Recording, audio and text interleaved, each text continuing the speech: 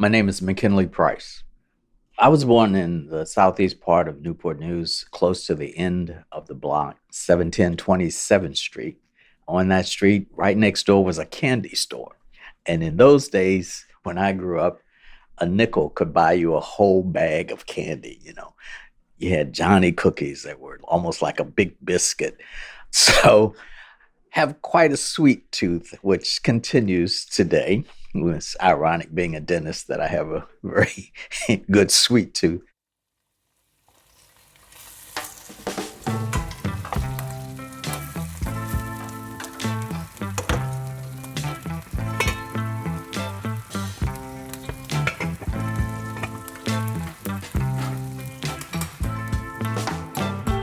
My grandmother lived upstairs. It was a two-story.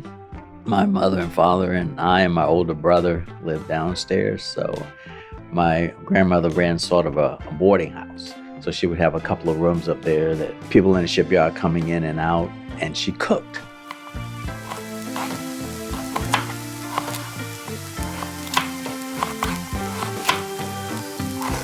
Most of our meals were just fabulous. I mean, Sunday especially, you could have fish, eggs, chicken. It was like a smorgasbord of food on Sunday. So I grew up enjoying a very good life, both good food and good candy. At the age of 5, Dr. Price's family moved from 25 and J to 31st and Marshall, but he was still in biking range of his grandmother. His family was so close that he had a set of double first cousins. High school was wonderful. Where we moved, I was one block from Huntington High School, which I loved. I was also one block from recreation centers. Segregation was very strong in those days. So there were two recreation centers, one block apart, one for black, one for white. Now, as I remember, the nephew of Collis P. Huntington, who was the founder of the shipyard, his nephew gave the money to build two supposedly separate but equal recreation centers. So there was a lot of interaction going on in those days between the races. But Huntington, being an all-black school and being the fact that a lot of teachers couldn't find jobs anywhere else, I had the fortune of having some PhDs as teachers. So the education quality of that high school was phenomenal. You'll hear about a lot of great academics and athletes to come out of Huntington High School, including him.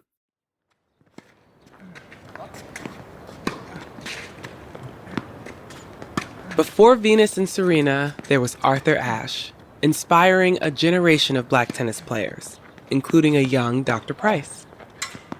Well, Newport News, because of segregation, we practiced at Dory Miller.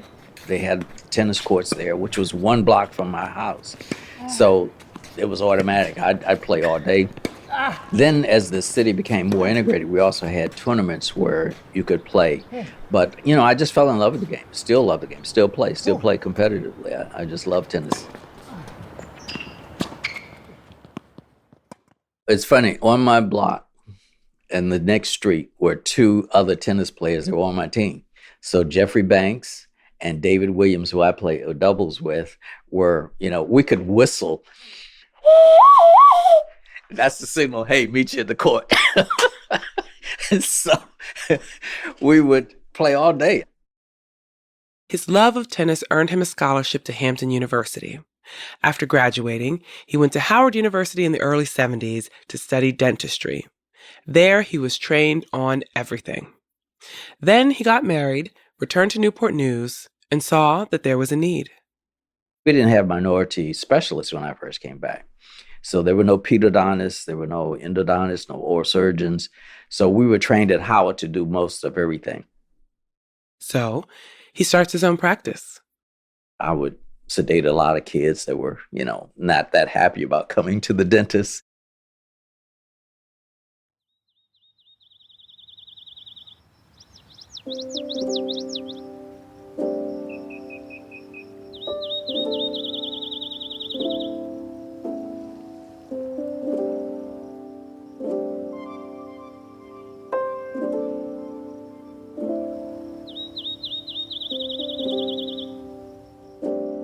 Because I had a guaranteed income, we were able to purchase a house. Found this house, fell in love with it, grapevine in the backyard, quiet street, bought the house, and we wound up replacing my picture window 3 times. We found out that I think the Grand Dragon of the state, Ku Klux Klan, lived in the neighborhood. We didn't realize how segregated it was till we went to vote, and we were the only Black couple to show up to vote. We were the first ones to integrate the regional pool in that neighborhood. I mean, it was a big deal to let us in to go swim. I mean, the times were just changing, and it was so obvious that things were so set in stone for so long that people didn't realize how antagonistic even just showing up at a meeting could be if you were Black. You walk into a room and, I'm like, oh my God, we were behind in the times in those days. This jump started Dr. Price's community leadership. I got involved quite a bit with a lot of things, like the school board. I was on the school board for 8 years. I was chair for 2. I got involved with being on a college board, Thomas Nelson Community College. So I got very active in the community. And there was an incident, actually 3 incidents that occurred. Normally, because in those days you were appointed by city council to the school board. So normally when a Black reached their term and went off, they were replaced by another Black. That did not occur when I left the school board. The second thing was, there were some basketball courts that were terminated. They took the rims down in a predominantly white neighborhood because there was too much noise going on. And the third incident was the biggest one. It was the straw that broke the camel's back. And then the third thing was a bridge was deemed unsafe on 16th Street. Now, 16th Street goes over a little creek, and they said this bridge was unsafe. They closed it. Well, also the perception is that on one side of the bridge is public housing, and on the other side of the bridge, Chesapeake Avenue starts, and it's very eloquent housing. So it was metaphorically and quite literally the only connection point between the Black neighborhood and the white neighborhood in a very segregated town. The bridge is only 85 feet across, but without it, the neighborhoods would essentially be cut off from one another. So to the community, it looked like they were making this wall. At that time, there were all white men on city council, and they made the decision to close the bridge versus fixing it. So there was a group called NOW. The NOW group was a group of businessmen, and there were a few women on it, who would do things in the community that were non-political. For instance, they did a big thing at the end of the Vietnam War for the veterans that were coming back. Things like that the government couldn't do or the city didn't have the resources to do. These businessmen would put up the money and do it. So I was called in at the time because I was somewhat in the community and doing a lot of involvement. And the businessmen were really afraid that this city was going to erupt. All of this happened during the Rodney King days. So they were scared that this city was going to blow up behind those 3 things that happened. So we formed out of that NOW group what's called People to People. It was a group headed by Herb Kelly, who was a prominent lawyer with Jones, Blackman, Walsh, and Kelly. There were 8 of us, I think, that were originally on this committee. And we started meeting at each other's houses to try and see if we could make sure that the tensions in the community would be solved or calmed down. We would meet at each other's homes and talk about things, try and show them the differences between the communities that were going on. For instance, I asked Mr. Kelly, who lived in the middle of the city, Hydenwood area, I said, what time do you get your Sunday paper? And he would say, oh, Huck. Huck is my nickname, Huck. So he said, I get my paper about 5:30, 6 o'clock. I said, well, I get mine about 10:30. As I'm reading history, not news. So I remember also one time when they were over my house and said, oh, Huck, let's get a pizza. They don't deliver pizza to my house. What do you mean they don't deliver pizza? You live in a beautiful neighborhood. You're here on Shore Drive. You have a state congressman, a state legislator, 2 state legislators on your block. And my block was integrated at that point. This was like 1985, 86. I said, nope, they won't deliver pizza to my house. So we started seeing things that were different.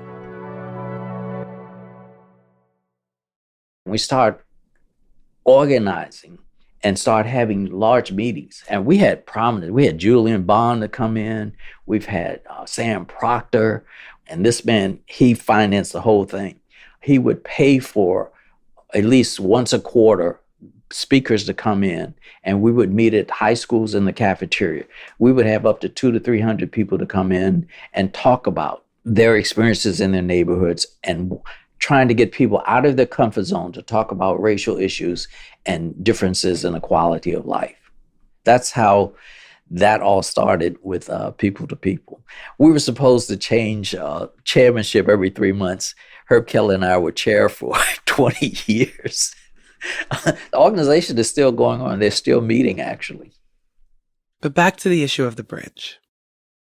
We approached City Council and talked about why that bridge should be repaired and gave them the perception, these 7 white men who were on City Council, how this looked to the neighborhood. To them, they didn't realize it was an economic decision. It was $1 million to fix the bridge. We said, hey, fix the bridge. I use the bridge as my thing. We want to bridge the community. So I would always have a bridge in the background of all my campaign material. And so I want to be a bridge between the communities. I want to be a bridge between economic development, because the racial disparity was just so great in those times. So that bridge was really symptomatic of beginning to solve problems in the city. It's really interesting to see how far we have come in the 50 years that I have been here, how things have changed and I think gotten better. And I think once people realize that if you live with people and know them, things will be different. The minority community led with People to People, approaching the city government to show them, getting them out of what they're making a pure economic decision, to show the impact emotionally and how it's going to affect the community. I think once they realize what their action was, people do things without thinking. If you're just looking at bottom lines, if you're just looking at, okay, let's just close the basketball courts because there's too much noise. Well, what is the implication of that? When you look at it from the other side of the community, what you've done is a racial act. The only people that are playing basketball were Black kids. So you're taking that away from them. You're taking a road, but you look like you're building a wall between an affluent neighborhood and a poor neighborhood. You understand what I'm saying? So the perception of your actions, you have to look outside. You have to put yourself in other people's place when you make decisions. You can't just make black and white decisions or economic decisions. You got to look at the impact of those decisions on that community. We were a little surprised. We asked, did the all-white city council really buy that? The bridge is there. It's repaired. We go over it every day. You know what's also ironic? The bridge is named after my father-in-law, C. Waldo Scott. Dr. C. Waldo Scott was the doctor in Newport News from the late 40s up into the 80s. He was the first Black person on the school board. He went to Howard, and he was well loved for the care he gave the community. Not unlike Dr. Price. So it's just full circle. A lot of things are just full circle with me. It's ironic that those basketball courts are now up. Mr. Bethea, who was a football star, has come back and now is building basketball courts and donating them throughout the city.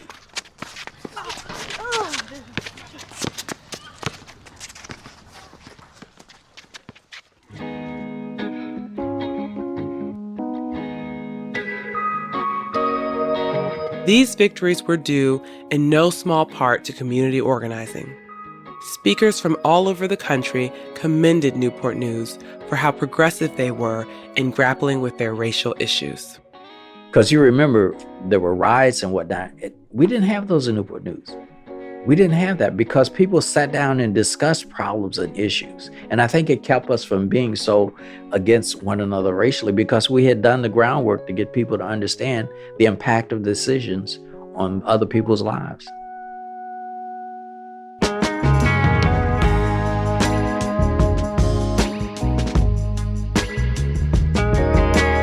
Visit our website, truthbetoldcommunity.com, to find out ways to get involved and share this episode with friends.